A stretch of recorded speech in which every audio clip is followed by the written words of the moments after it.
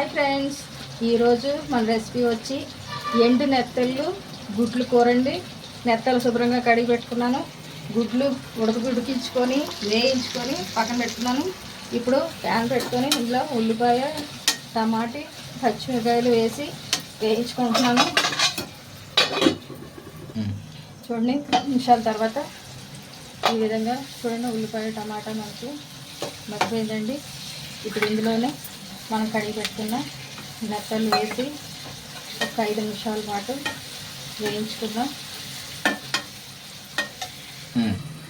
చూడండి, 5 నిమిషాల పాటు వేయించుకున్నాక ఇలా వేగిపోయిందండి. ఇప్పుడు ఇందులోని గుడ్లు వేసుకున్నాం. గుడ్లు వేసుకున్న తర్వాత సరిపడా కారం,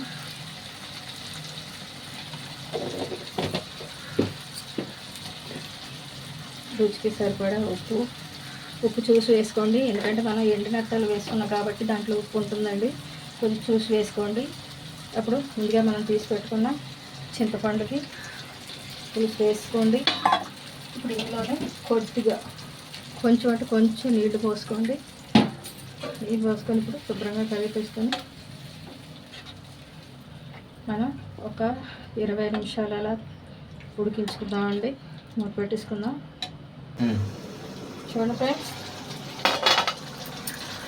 ఎంతో రుచిగా ఉండే ఎండు నెత్తళ్ళు గుడ్లు కూర రెడీ అయిపోయిందండి. కూర వండటం ఇక తినటమే మిగిలింది.